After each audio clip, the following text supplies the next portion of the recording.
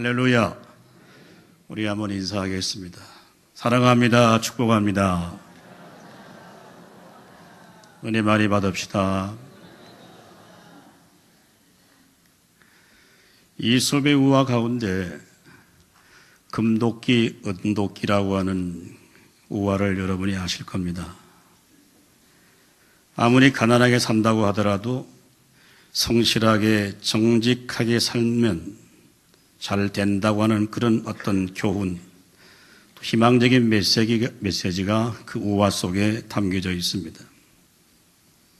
최근 우리 청년들 가운데는 이제 금수저, 흙수저라고 하는 신조어가 생겨났습니다. 자신의 실력과 능력보다도 부모님의 능력과 신분과 부에 따라서 자신의 미래가 결정된다고 생각하는 그런 좀 뭐라 그럴까요? 좀 자조 섞인 그런 표현들이죠. 능력 있는 부모를 잘 만나는 것이 내 실력과 내 능력보다 훨씬 더 앞서기 때문에 그것이 내 미래를 결정할 수 있다라고 생각하는 가치관 가운데 하나입니다.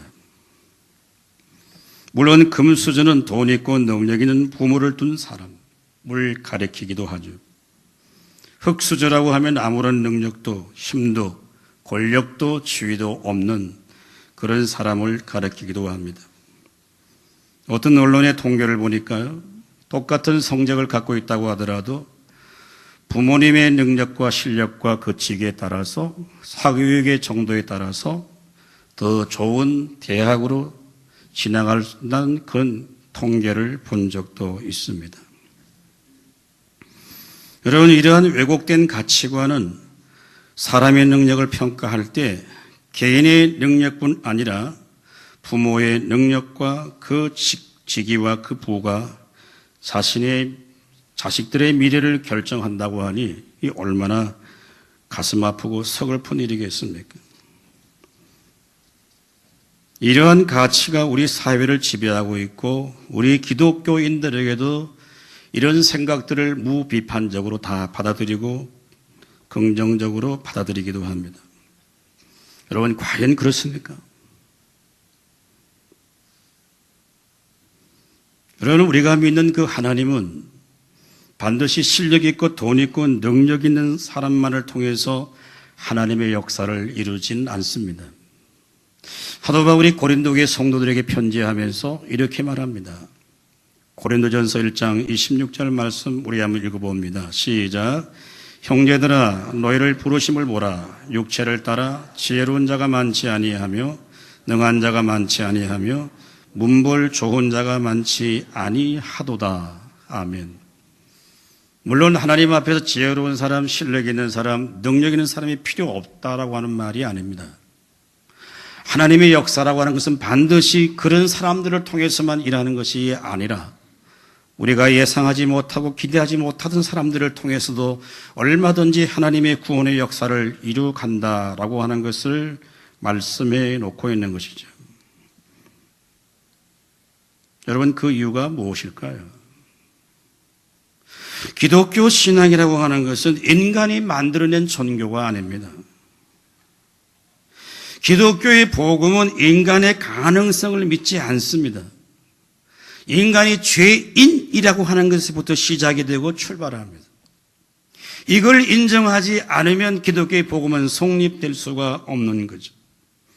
자신의 실력과 자신의 능력보다도 항상 그것으로 구원을 이루는 것이 아니라 하나님의 부르심과 그 은혜로 우리에게 구원이 선물로 주어진다라고 하는 것을 말하는 것이죠.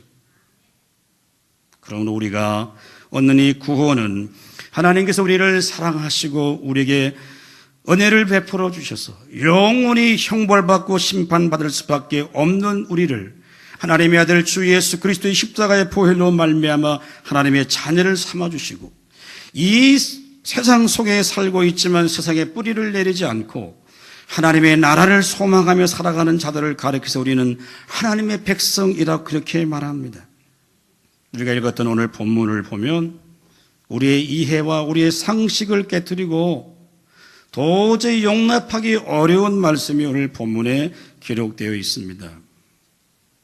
여리고성이 멸망할 그때에 믿음으로 기생 라합은 정탐꾼을 평안히 영접함으로 순종하지 아니한 자와 함께 멸망하지 아니하고 그 기생 라합과 그 모든 가족이 구원을 얻게 된다고 하는 엄청난 진리를 우리에게 가르쳐주고 있습니다.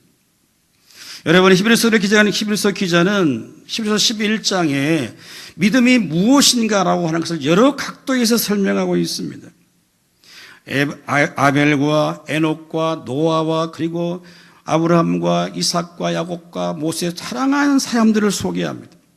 그리고 이제 제일 마지막에 와서 앞서 기록된 사람들과는 전혀 비교할 수 없는 한 여인, 이방 여인, 그것도 가장 그 시대에 주목받지 못하는 여러분 기생 라합, 이 그를 믿음의 사람으로 오늘 본문에 기록하고 있습니다. 우리나라 조선시대의 기생들은 여러분 단순히 몸을 파는 여인들이 아니었습니다. 그들은 풍류를 알았고 춤을 추고 노래하고 시를 쓰고 소위 그림까지 그리며 수많은 예를 겸비했던 사람들이 기생들이었어요. 그러나 오늘 본문에 기록된 이 기생 라합은 그야말로 몸을 파는 매춘부에 불과한 사람입니다. 이 남자의 품에 저 남자의 품에 안겨서 자신의 몸을 파는 이 여성, 인간적으로 보면은 여러분 한없이 천하고 불쌍하고 귀한 여인이 믿음으로 말미암아서 아브라함과 동등한 그런 믿음의 위치에 이 여인이 있다라고 하는 것이죠. 우리는 오늘 이 본문을 읽으면서 그렇다고 한다면 이 기생 라합의 이 여인이 어떻게 믿음으로 살았기에 그의 이름이 오늘 성경에 더군다나 나가서 믿음의 조상들과 똑같은 그 이름에 기록될 수 있는가라고 하는 거예요. 이게 어떻게 가능한 얘기냐? 히브리서 11장을 주석했던 요한 칼빈은 이렇게 말합니다. 이 본문은 아무리 높은 자라 할지라도 믿음이 없이는 하나님께 인정받지 못하는 반면 저주받은 이방민족의 천한 사람이다 할지라도 믿음으로 인해서 거룩한 백성으로 인정받을 수 있다는 사실을 일깨워주고 있다라고 이렇게 주석을 했습니다. 오늘 우리가 함께 이 말씀을 나누면서 이 기생 라합의 믿음이 도대체 어떤 믿음이었던가라고 하는 걸 통해서 함께 은혜 받을 수 있기를 주님의 이름으로 축원합니다. 자, 오늘 본문 31절 다시 한번 읽겠습니다. 시작. 믿음으로 기생 라합은 정탐꾼을 평안히 영접하였으므로 순종하지 아니한 자와 함께 멸망하지 아니하였도다. 아멘. 우리 한번 따라하겠습니다. 하나님 말씀을 듣고 고백하고 행동하라. 여러분, 라합이라는 이 여인의 출신 성부는 아모리 족속이었습니다. 아모리 족속은 가나안의 7족 가운데 한 족속이었고 이미 하나님께서 그들을 멸망시키기로 예언했던 족속입니다.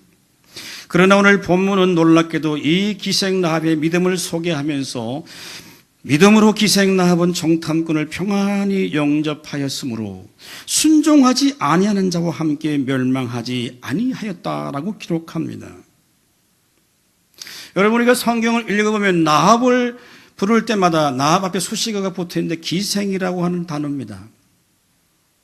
계속해서 우리 여호수아 2장도 읽어 내려가면 기생 라합, 기생 라합, 기생 라합이라고 합니다. 기생이 누구죠?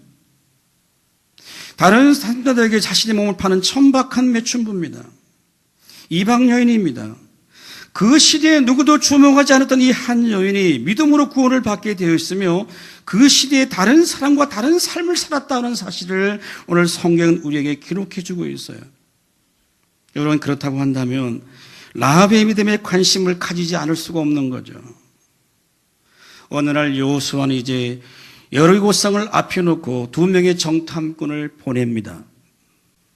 이미 여호수아는 40년 전에 그 가나안 땅을 탐지했던 그런 경험을 갖고 있는 사람이에요. 물론 시간적 갭이 40년의 시간이 흘렀지만 다시 정탐꾼을 여리고 성으로 보내게 됩니다. 그런데 그곳에는 기생이라는 라합이라는 여인이 믿음을 가졌던 한 여인이 있었습니다. 그래서 성경은 여리고 성에 파송된 이 두 정탐꾼이 어디로 가서 잠을 자느냐? 라합이라고 하는 기생의 집에 가서 하룻밤을 유숙하게 됩니다. 그런데 문제는 뭐냐면 그럴 때 이 정탐꾼이 들어온 곳이 탄로가 나게 되어서 여리고의 왕들이 소문을 듣고 두 정탐꾼을 잡으려고 합니다. 근데 라합은 목숨을 걸고 모험을 하면서 두 사람을 보호해 줍니다. 그리고 안전하게 도망갈 수 있도록 그들의 테러를 열어주게 됩니다. 여러분, 이게 어떻게 이게 가능할 수 있겠냐라고 하는 것이죠. 우리가 여호수아서 2장 9절 10절 말씀을 우리 한번 다 같이 읽겠습니다. 시작. 말하되 여호와께서 이 땅을 너에게 주신 줄을 내가 아노라. 우리가 너희를 심히 두려워하고 이 땅 주민들이 다 너희 앞에 간담이 녹나니 이는 너희가 애굽에서 나올 때에 여호와께서 너희 앞에서 홍해물을 마르게 하신 일과 너희가 요단 저쪽에 있는 아모리 사람의 두 왕 시온과 옥에게 행한 일 곧 그들을 전멸시킨 일을 우리가 들었음이러나. 아멘. 여러분, 라합은 여호와 하나님을 믿는 신앙을 가진 자가 아니었습니다. 그런데 성경은 뭐라고 말합니까? 우리가 여호수아 2장 9절 이하를 읽어 내려가면 이렇게 말합니다. 우리가 들었음이라, 우리가 알았습니다, 우리가 들었다고 말합니다. 여리고 성에 떠돌아다니는 그 소문이 있었습니다. 애굽에서 노예 생활하던 저 히브리 민족들이 홍해를 건너는데 기적같이 건넜다. 그것을 마치 육지를 건너는 것처럼 건넜다. 요단강도 건너게 되었다. 그들은 수많은 기적과 능력과 그들은 정말 도저히 상상할 수 없는 일들을 경험하게 되었다고 하는 소문이 어쩌면 여리고 성 안에 퍼지게 되었습니다. 라합 혼자 들은 게 아닙니다. 그 성에는 많은 사람들이 들었습니다. 그래서 우리가 들었고 우리가 듣자라고 말합니다. 자, 오늘 여호수아 2장 11절도 우리 한번 읽어보겠습니다. 11절 시작. 우리가 듣자 곧 마음이 녹았고 너희로 말미암아 정신을 잃었나니 너희 하나님 여호와는 우리를 하늘에서 아래로는 땅에서도 하나님이시라. 아멘. 여러분, 이것은 기생 라합의 고백이에요. 히브리 민족 너희들이 믿는 그 하나님이 하늘과 땅 사이를 주관하는 전능하신 신이라는 사실을 고백하는 거잖아요. 라합이 무엇을 들었다는 겁니까? 히브리 민족의 섬기는 그 야훼 하나님의 전능성과 그 위대함에 대한 소식을 들었을 때 여리고 성 안에 많은 사람들이 간담이 녹았어요. 그러나 기생 라합만 몸을 파는 직업을 가진 이 천박한 이 여인, 그녀는 몸을 팔면서 늘 고통했을 겁니다. 여러분 고대 사회에서도 몸을 판다고 하는 것은 가장 천박한 여인들이잖아요. 그런 어쩌면 갈등과 고통 속에 수많은 남자들을 대했을 것입니다. 그러나 이 소문을 들었던 라합의 심령 속에 조그마한 믿음이 싹트기 시작했습니다. 그래서 하나님께서는 이 두 정탐꾼을 라합의 집으로 보낸 겁니다. 그 결과 기생 라합은 하나님 말씀을 듣고 고백하고 행동까지 옮기는 자리에 나갈 수가 있게 된 것이죠. 여러분, 야고보 사도는 행동하는 믿음을 소개하면서 아브라함의 믿음과 이 기생 라합의 믿음을 비교합니다.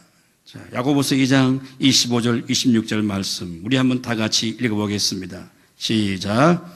또 이와 같이 기생 라합이 사람들을 접대하여 다른 길로 나있게 할 때에 행함으로 의롭다함을 받은 것이 아니냐. 영혼 없는 몸이 죽은 것 같이 행함 없는 믿음은 죽은 것이니라. 아멘. 여러분, 여리고 성에 많은 사람이 다 소문을 들었어요. 야훼 하나님이 그 기적을 일으켰다는 사실을 다 들었습니다. 나함만 듣고 고백하고 행동으로 옮겼어요. 대부분 사람들은 두려움을 가졌습니다. 간담이 선언했습니다. 그러나 그들은 믿지 않았습니다. 나합은 여호와 하나님이 하늘과 땅에서 하나님이 되신다. 즉 무슨 말이죠? 하늘과 땅의 통치자가 되신다는 사실을 그의 입술로 고백합니다. 오늘 나합은 듣고 고백하고 행동하는 믿음의 자리에까지 나갈 수 있었기 때문에 자기의 생명을 담보로 하면서 두 정탐꾼을 보호해주고 안보해주고 지켜주는 거죠. 나합은 하나님에 대한 이 작은 믿음이 하나님에 대해서 정당한 신앙 고백과 행동으로 가져갈 수 있게 된 것입니다. 사랑하는 여러분, 우리가 구원을 얻는 이 믿음은 복잡하지 않습니다. 누구든지 주님의 이름을 부르는 자는 다 구원을 얻게 될 줄로 믿을 수 있기를 주님의 이름으로 축원합니다. 우리는 믿음의 사람이다라고 하면 어떤 특별한 그들에게 어떤 조건과 원인이 있어서 그런 결과가 만들어졌을 것이라고 많은 사람들이 생각하기도 합니다. 그러나 여러분, 구원이라고 하는 것은 어떤 우리의 조건도 우리의 삶의 모습도 그걸 보시고 우리를 평가하시는 것이 아닙니다.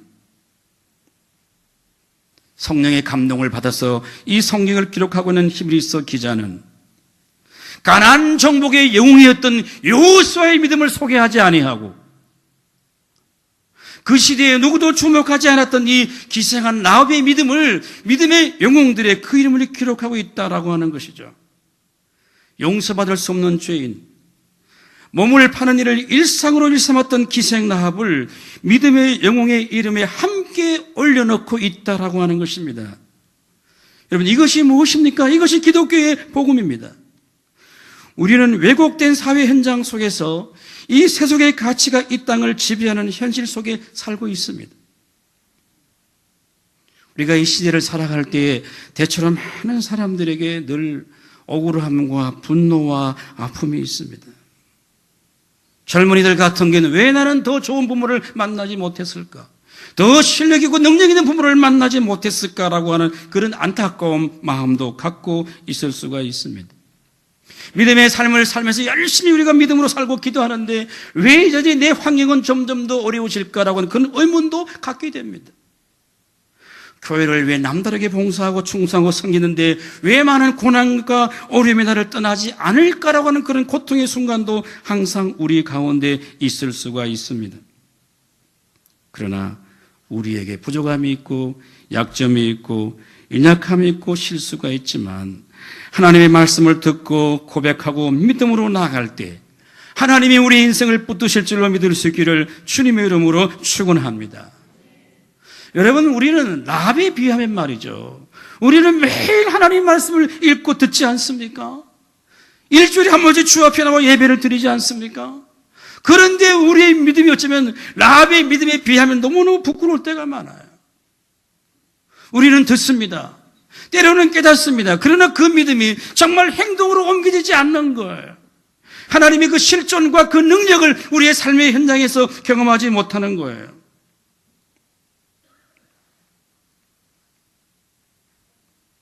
성도 여러분, 우리가 믿음으로 이 세상을 살아갈 때 언제 우리에게 시험이 드는 줄 아십니까, 여러분? 하나님의 음성이 내 심령 속에 들리지 않을 때입니다. 하나님의 말씀이 선포될 때도 하나님에 관한 이야기는 많이 들어요. 성경의 이야기는 많이 들어요. 그러나 그 속에 담겨있는 복음의 진리와 그 십자가의 능력에 대한 지극히 무감각해져 갑니다. 여러분, 그게 우리의 위기예요. 이게 영적인 위기예요. 이게 우리의 시험이에요.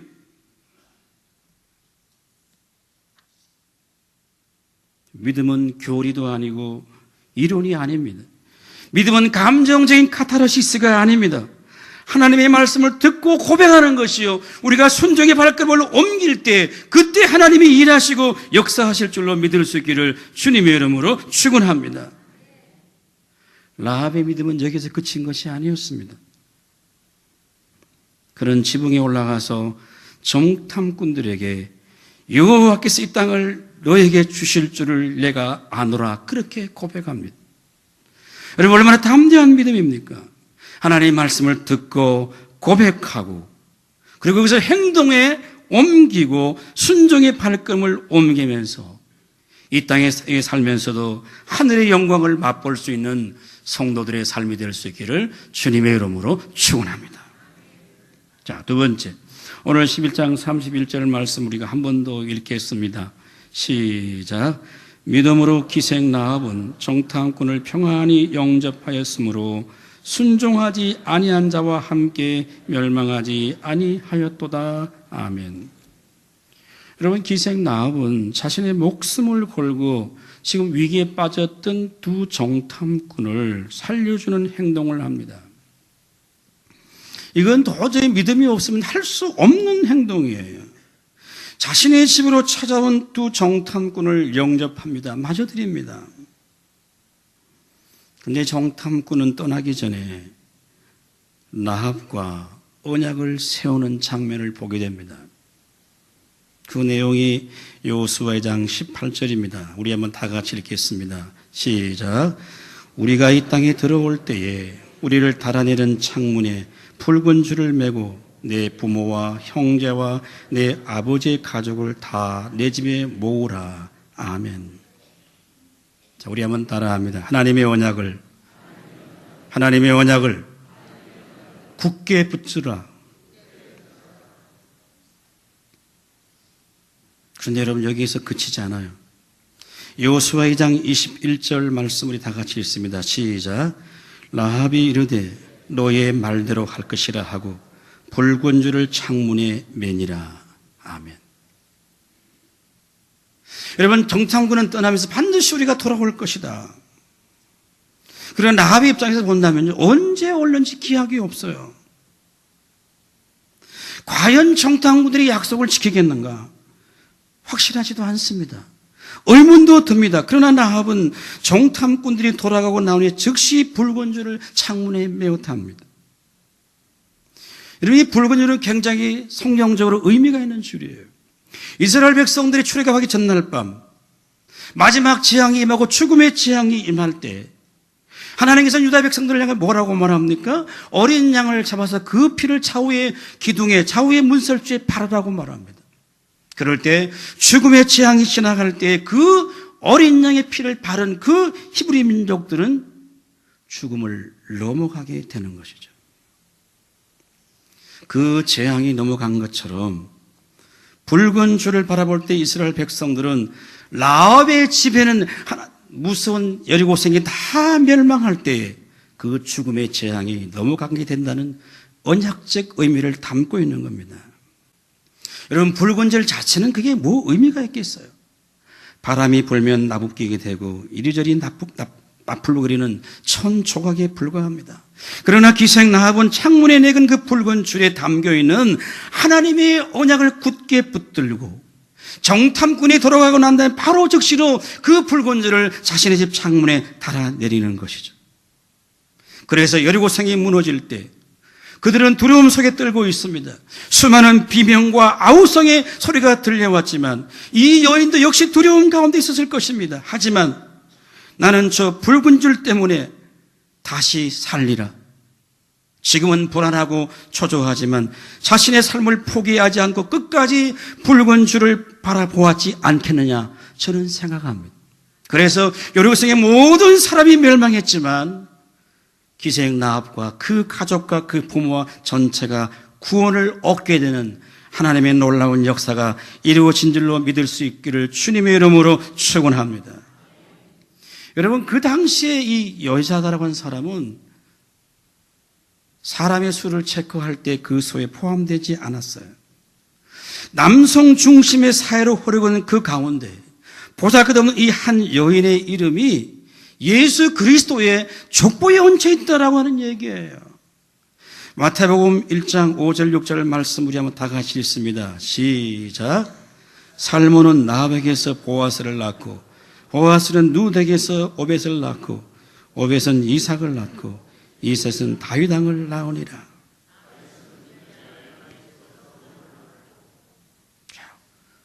엄청나지 않습니까, 여러분? 믿음의 조상에만 그 이름이 얹혀 있는 게 아니라 예수 그리스도의 족보에 그 라합의 이름이 기록되어 있다라고 하는 얘기예요. 그 이유가 무엇입니까? 하나님의 언약을 끝까지 붙들고 살았던 여인의 이름이 분명합니다. 그가 그의 어떤 삶을 살았는지 성경은 기록하지 않고 침묵합니다. 그러나 그의 이름이 살몬을 통해서 후손을 낳게 되고 장차 오실 예수 그리스도의 구속의 역사에 그의 이름이 있다라고 하는 것은 그는 참으로 하나님의 약속을 붙들고 언약을 붙들고 끝까지 살았던 사람입니다.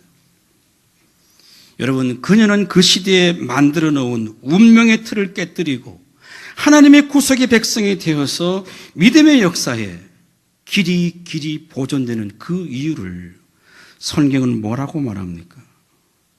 한 가지입니다. 하나님의 언약을 끝까지 붙들고 붙든 여인이었다라고 하는 것이죠. 이것이 믿음인 줄로 믿을 수 있기를 주님의 이름으로 축원합니다. 자, 우리가 왜 믿음으로 살아야 합니까, 여러분? 믿음으로 안 살면 안 됩니까? 적당하게 세상과 타협하면 안 됩니까? 여기에는 중요한 요인이 있습니다. 우리 따라합니다. 결국엔 믿음이 이긴다. 당장 믿음으로 안 산다고 문제 생기는 거 아니에요. 그러나 결국은 믿음이 이기게 돼 있어요. 이게 성경이 가르쳐주는 진리입니다, 여러분. 그래서 히브리서 기자는 히브리서 11장을 다 마무리하고 난 다음에, 자, 여러분, 히브리서 12장 1절 2절을 읽어봅니다. 다 같이 읽습니다. 시작. 이러므로 우리가 구름같이 둘러싼 허다한 청인들이 있으니 모든 무거운 것과 얼매기 쉬운 죄를 벗어버리고 인내로서 우리 앞에 당한 경주를 경주하며 믿음의 주요 또 온전케 하시는 이인 예수를 바라보자. 그는 그 앞에 있는 기쁨을 위하여 십자가를 참으사 부끄러움을 개의치 아니하시더니 하나님 보좌 우편에 앉으셨느니라. 아멘. 붉은 줄이 되셨던 예수 그리스도를 바라보는 것이 구원의 길임을 설명하는 거예요. 그래서 믿음의 경주를 경주하라고 하는 거예요. 그분은 하나님 보좌 우편에 앉아 계시는 것이죠. 우리가 예수 믿고 구원받아서 이제 새 언약의 중보자가 되시는 예수 그리스도로 말미암아서 우리는 구원받고 하나님의 거룩한 백성들이 되었습니다. 그러므로 이 펴간 시대 가운데서도 끝까지 하나님의 언약을 붙들고 믿음을 지키며 살아갈 때 하나님 백성들에게 주어진 이것이 우리의 최고의 축복인 줄로 믿을 수 있기를 주님의 이름으로 축원합니다.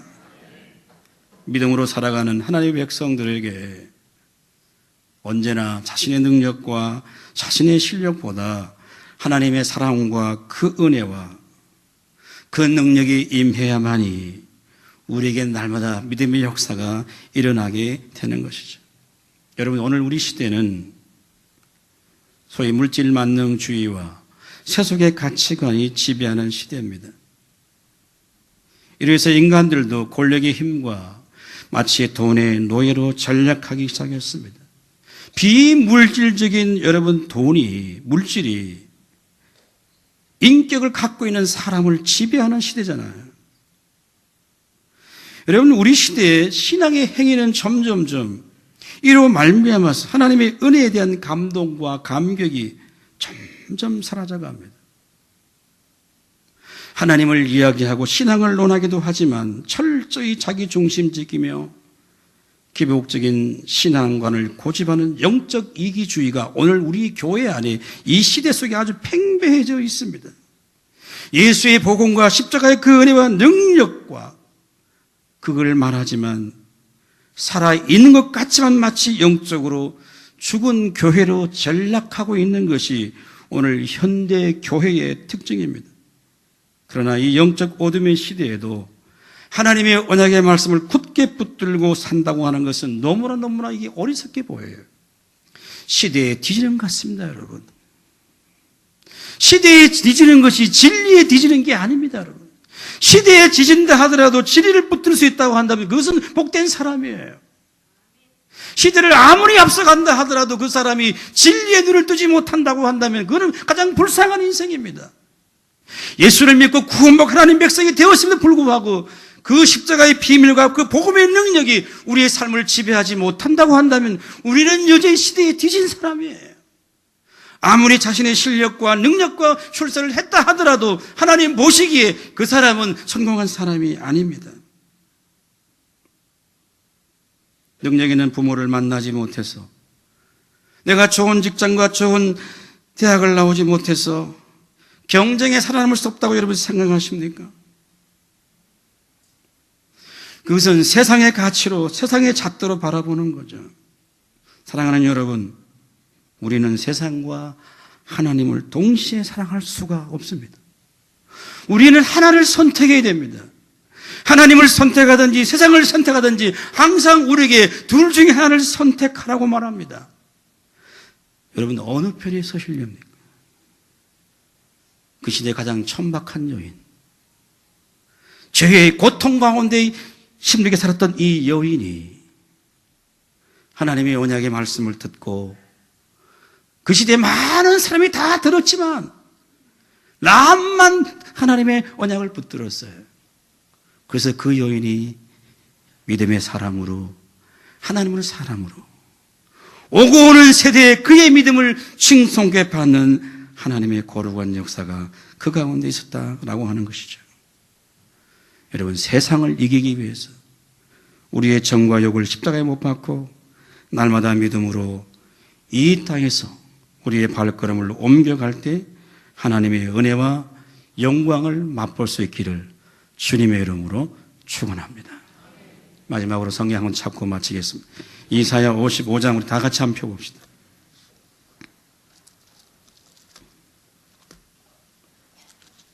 이사야 55장입니다.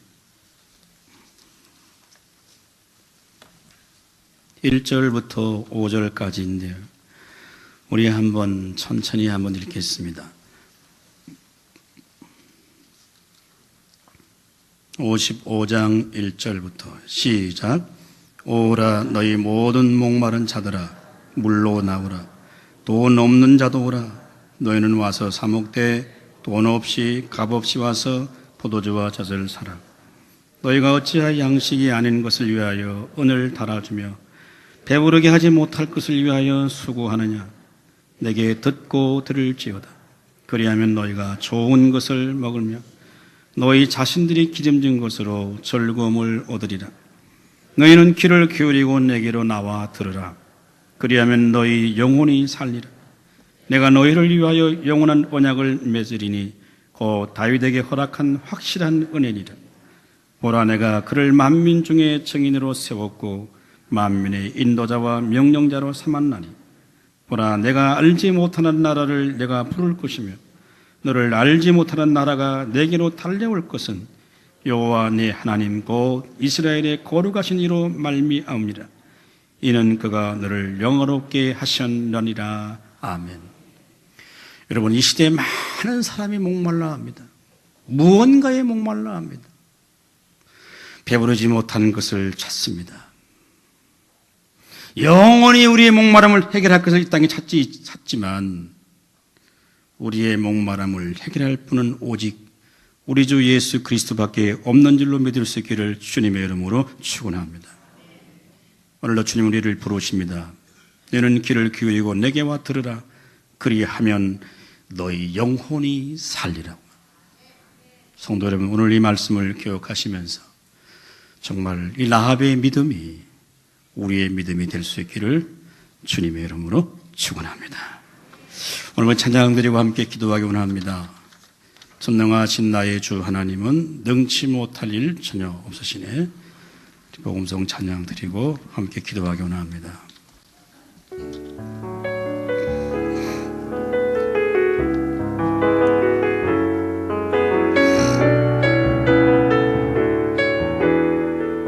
전능하신 나의 주 하나님은 전능하신 나의 주 하나님은 능치 못한 일 전혀 없습니다. 능치 못하실 일 전혀 없네. 우리 우리의 모든 간구도 우리의 모든 생각도 우리의 모든 꿈과 모든 소망도 신실하신 나의 주 하나님, 신 나의 주